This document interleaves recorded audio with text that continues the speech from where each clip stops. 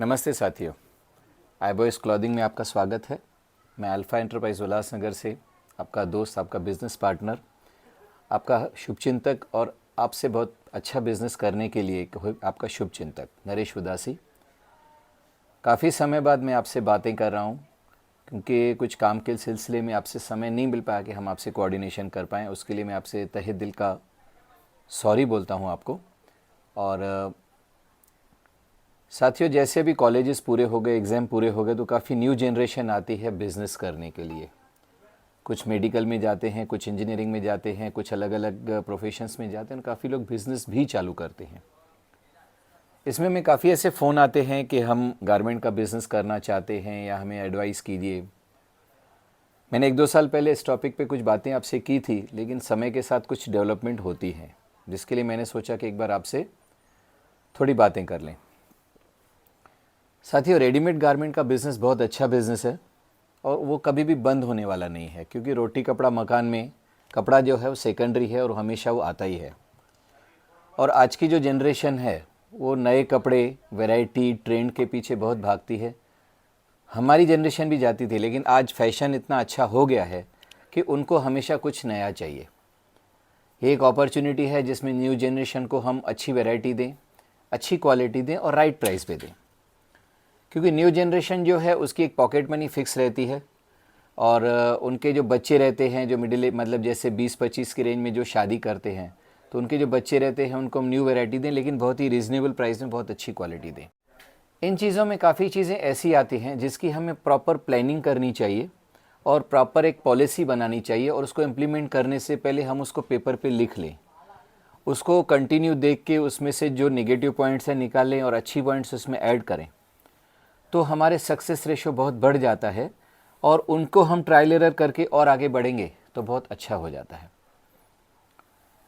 इन चीज़ों में आज एक न्यू शॉप खोलने के लिए हम कुछ चीज़ें आपसे डिस्कस करना चाहते हैं। आप चाहें तो अपने पास नोट कर सकते हैं। साथियों, ये जो अब मैं आपको कुछ चीज़ें आपको बताने वाला हूँ, मैं 1986 अक्टूबर से इस बिज़नेस में हूँ। जो मैंने एक लॉन्ग टर्म एक्सपीरियंस में काफ़ी दुकानों को खुलते भी देखा और बंद होते भी देखा है, काफ़ी को टॉप पे पहुंचते देखा है और काफ़ी लोगों को हमने कर्ज़ों में डूब के दुकान बंद करते हुए देखा है। तो मैं अपने जो एक्सपीरियंस है उसका पूरा निचोड़ आपके सामने रखना चाहता हूं। आप चाहिए तो एक एक में हम टॉपिक वाइज बात करेंगे, कहीं पे आप नोट करते जाइए।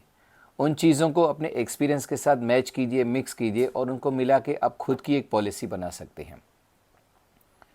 आज सबसे पहले अगर हम एक गारमेंट शॉप चालू करना चाहते हैं तो सबसे पहले हमें बात करनी चाहिए बजट की।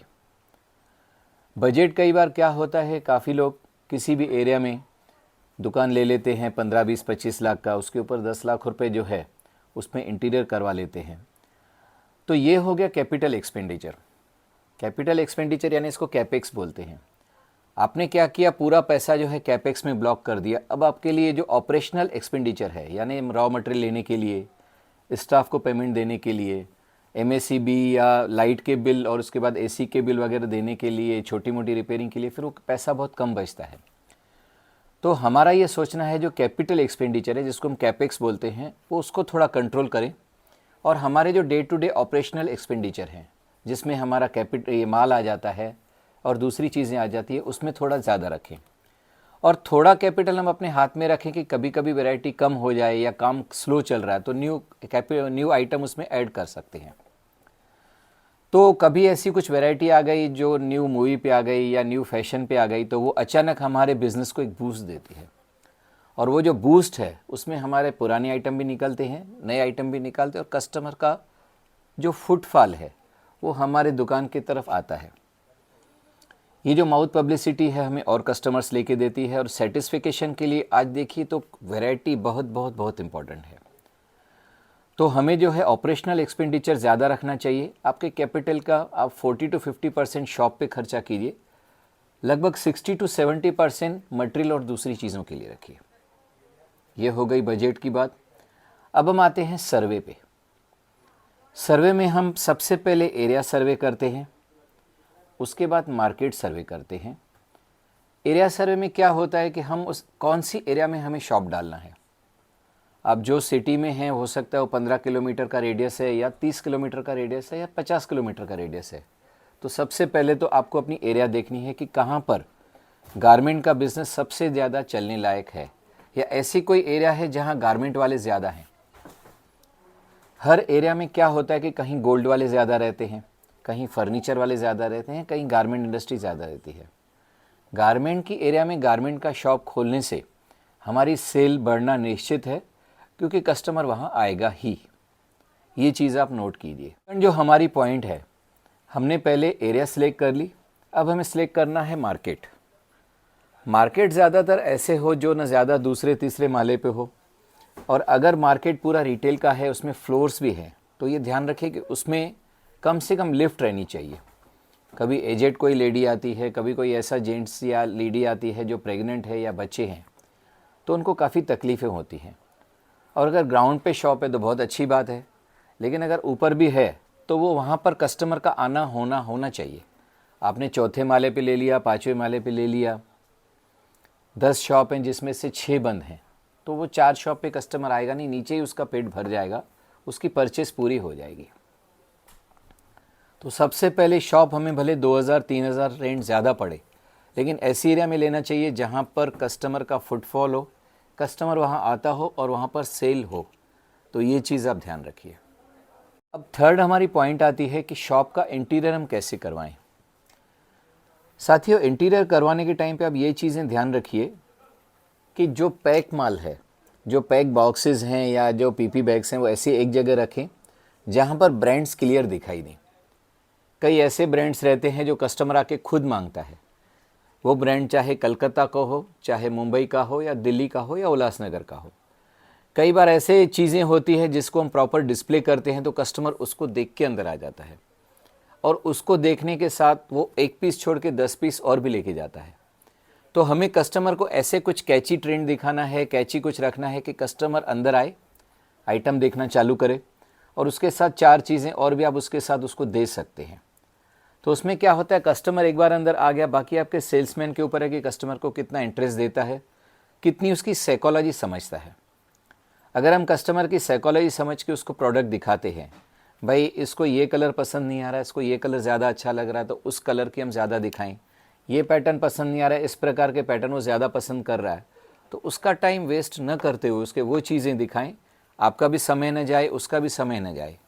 क्योंकि कस्टमर जब आता है तो काफ़ी कम समय में वो अच्छे से अच्छी चीज़ लेना चाहता है। वो चीज़ हमें उनकी साइकोलॉजी समझ के अगर सेल्समैन उनको फॉलोअप देता है तो कस्टमर समझ जाता है कि इनको मेरी टेस्ट और मेरी मूड पसंद है। तो हमें ये चीज़ हमें ध्यान देनी चाहिए।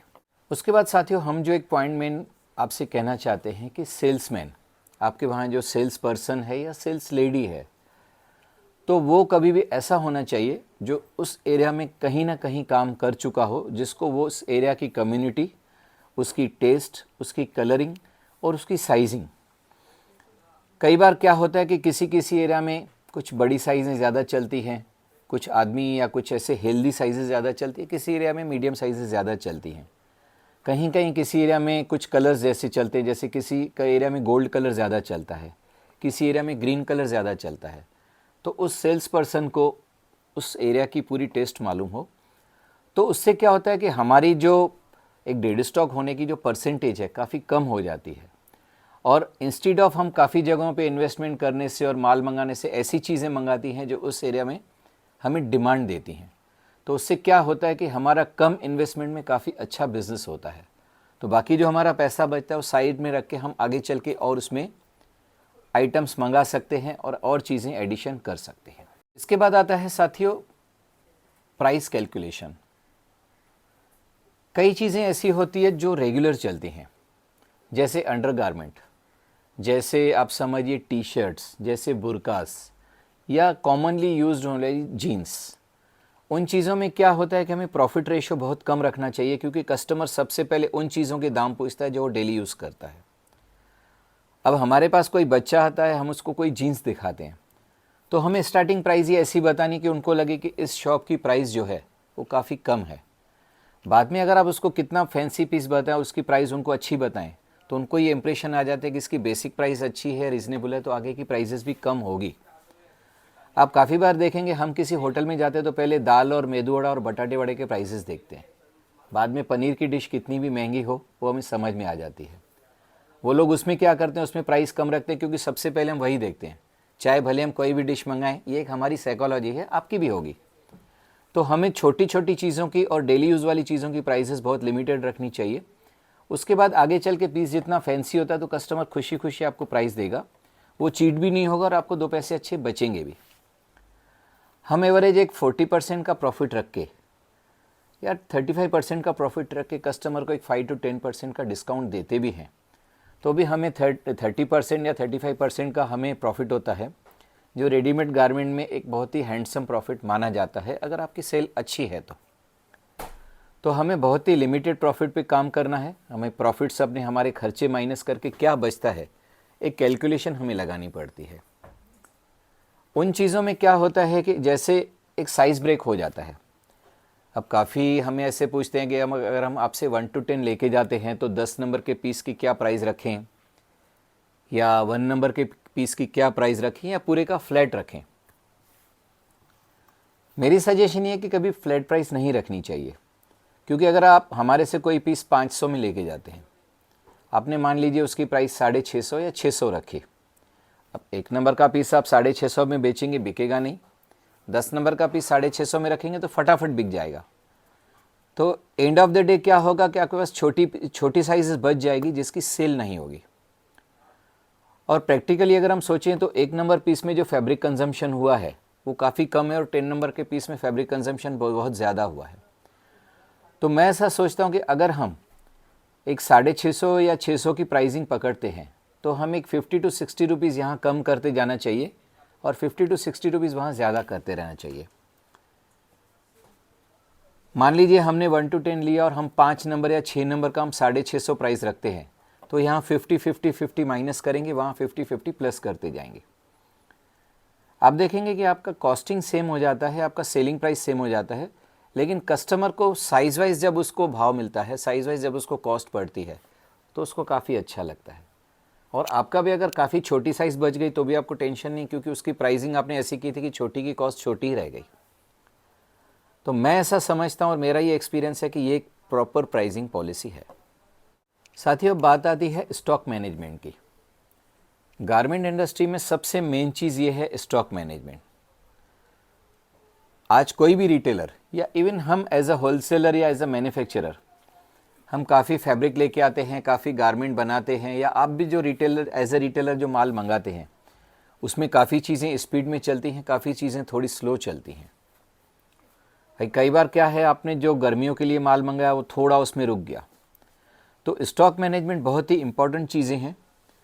जो चीज़ें हमारे पास थोड़ी स्लो चल रही हैं उसको समय के साथ उसकी पन्नियाँ चेंज करें, उसकी प्राइसिंग थोड़ी रीसेट करें, जैसे आपका थोड़ा कम भाव में निकल जाए, और स्टॉक को प्रॉपर्ली मेंटेन करें। क्योंकि गारमेंट इंडस्ट्री में स्टॉक पुराना होना, स्टॉक डेड होना, स्टॉक मैला होना, तो उनमें ऐसी कुछ पॉलिसी बनाएं कि न्यू एडिशन करके पुराने स्टॉक को ज़्यादा पुश करें। एक स्टॉक डेड होना ये गारमेंट इंडस्ट्री की सबसे बड़ी बीमारी है। तो अगर आप इस चीज़ का सॉल्यूशन ढूंढ लेते हैं तो आपको सक्सेस होने से कोई भी नहीं रोक सकता। तो इन चीज़ों को आप बहुत ध्यान दीजिए, क्योंकि आगे चल के ये आपके काफ़ी काम आने वाली हैं। साथियों, अब आपने धीरे धीरे करके ये सब पॉइंट्स नोट की, तो मैं समझता हूँ अब हमें आना चाहिए परचेज पे। परचेज में आप किसी भी सिटी में निकलते हैं, आज हर सिटी की टेस्ट अलग है। अगर आप जबलपुर के एरिया से माल लेते हैं तो वहाँ चिकन का ज़्यादा माल बनता है, लखनऊ में जाते हैं तो वहाँ कुर्ता पैजामा ज़्यादा बनता है, कलकत्ता जाते हैं तो होजरी के लिए वो ज़्यादा फेमस है, मुंबई आते हैं तो फैंसी माल के लिए, उल्लासनगर आते हैं तो मीडियम माल के लिए। तो सबसे पहले आप अपनी मीनू बनाइए, एक बजट बनाइए कि मुझे उल्लासनगर से इतना माल लेना है, उसमें मेंस का इतना लेना है, बॉयज़ का इतना लेना है, गर्ल्स का इतना लेना है, वुमेन का इतना लेना है। उसमें अलग अलग कीजिए कि कुर्ता पैजामा कितना लेना है, पैंट शर्ट कितना लेना है, पार्टी वेयर कितना लेना है। तो आपकी एक बजट फिक्स हो जाती है और उस बजट में आप कोई भी चीज़ ना ज़्यादा खरीदेंगे ना कम खरीदेंगे। जब आपका दुकान बन के तैयार होता है, उसमें सब चीज़ें सेट हो जाती हैं, तो आपको लगता है कि एक परफेक्ट बुफे बन गया है जिसमें कस्टमर की हर नीड आप पूरी कर सकते हैं। ये जो काम करने का तरीका है ना, उसमें आपको कोई भी हरा नहीं सकता है। इवन आपका कॉम्पिटिटर, इवन आपका बाजू वाला या कोई आपसे कम रेट में भी देगा तो भी वो नहीं हरा सकता है, क्योंकि आपकी पॉलिसी परफेक्ट है। कहते हैं ज़िंदगी में कोई भी चीज़ गोल गोल होने से गोल मेंटेन करें तो ज़्यादा अच्छा है। तो आप एक गोल बनाइए कि मुझे इतनी सेल करनी है, ये मेरी बजट है, उससे ओवर ट्रेडिंग नहीं कीजिए और हाथ में कुछ कैश बैलेंस रखिए सुख दुख के हिसाब से। अब परचेज जब आप निकलते हैं तो किसी पे भी विश्वास नहीं कीजिए, ना यूट्यूब पे ना एजेंट पे। सामने जाके फैब्रिक फील कीजिए, वैरायटी फील कीजिए, उसकी फिटिंग फिनिशिंग फील कीजिए। अगर आपको लगता है कि बंदा जेन्युइन है, कोई छोटी मोटी रिपेयर आएगी तो मुझे वो चेंज करके देगा, वैरायटी में प्रॉपर गाइड करेगा। हम एज ए जेन्युइन यूट्यूबर मैं आपको बताना चाहता हूँ कि काफ़ी पार्टियाँ हमारे पास आती हैं, हमें अपने एरिया के टेस्ट पूछती है तो हम उनको प्रॉपर गाइड करते हैं। मैं, मेरा बेटा मोहित और हमारी जो सेल्स टीम है। तो अब ऐसे के पास जाइए जो आपकी एरिया के लिए आपको प्रॉपर गाइड कर सके और आपको टेस्ट बता सके कौन सी वहाँ चलती है और वहाँ के कस्टमर हमारे से क्या लेते हैं। तो आपका कॉन्फिडेंस लेवल तो बढ़ेगा ही। साथियों, अब आते हैं सेल्स टेक्निक पे। सेल्स टेक्निक आप अपनी एरिया में देखिए कि क्या ऑफ़र्स दे रहे हैं, क्या प्रमोशंस दे रहे हैं। काफ़ी रिटेलर बोलते हैं भाई साल में अगर आपने 12 गारमेंट लिए तो 2 गारमेंट फ्री देंगे, या आपने इतना लिया तो आपको एक बैग देंगे, या आपने इतना लिया तो हम आपको एक्स्ट्रा कुछ डिस्काउंट ऑफ़र करेंगे। वो आप अपने घर पे अच्छे हिसाब से, अपनी एरिया के हिसाब से और आपके प्रॉफिट जो है उसके हिसाब से बनाइए। दूसरों को देख के कम प्रॉफिट में आप माल नहीं बेचिए, क्योंकि आप उसमें बहुत लॉस में और उधार के डेट्स में चले जाएंगे। तो सेल्स टेक्निक्स आप बनाइए, कस्टमर की मूड समझिए, कस्टमर की साइकोलॉजी समझिए, उसके हिसाब से उनको माल दीजिए। यकीन मानिए कस्टमर हमेशा आपके पास ही आएगा और आपसे ही जुड़ा रहेगा। उसके बाद इन चीज़ों को ध्यान दे के एक प्रॉपर प्लानिंग बनाइए। पहले तो 15 दिन, महीना प्लानिंग बना के, एरिया सर्वे करके, मार्केट सर्वे करके, और उसके बाद फंड्स अरेंज कीजिए। फंड्स ऐसे हों जो आपको ज़्यादा परेशान न करें, और 2-3 महीना 4 महीना जो आपको बिज़नेस सेट करने में लगते हैं तो इमीडिएट आपका रेंट या इंटरेस्ट ऐसा ना बढ़ जाए कि आपका पूरा कैपिटल ही खा जाए। ये चीज़ें साथियों बहुत ध्यान वाली हैं, क्योंकि मैंने अपनी ज़िंदगी का एक्सपीरियंस आपके सामने रखा है। अब आगे आपको आपकी क्या चॉइस है, क्या पसंद है, या आप कौन सा आगे वीडियो देखना चाहते हैं, हमें कमेंट बॉक्स में बताइए। और एक बार फिर मैं आता हूँ आई बॉयज़ पे। आई बॉयज़ वो तो मेरा प्रोफेशन है, मेरा बिज़नेस है, मेरे खून में है। तो हम लोग काफ़ी अच्छी वैरायटी बनाते हैं बॉयज़ एथनिक वेयर में, आप सब देख सकते हैं। और एक गुड न्यूज़ ये है कि हमने मेंस का काम भी चालू किया है। मेंस में कुर्ता पैजामा, मेंस में इंडो 3 पीस, मेंस में अब शेरवानी भी चालू करने वाले हैं। तो मेरी आपसे ये रिक्वेस्ट है, गुजारिश है कि एक बार हमारे शॉप पे आइए, हमारी वैरायटी देखिए, और हमारी वैरायटी देखने के बाद आप जज कीजिए और सर्वे कीजिए, बाद में हमसे लीजिए। आपसे एक अच्छा बिज़नेस करने में मेरा इंटरेस्ट है, तो प्लीज़ आइए, प्लीज़ वेलकम। हमें लाइक कीजिए, शेयर कीजिए, सब्सक्राइब कीजिए। थैंक यू, वेलकम, जय हिंद, नमस्ते।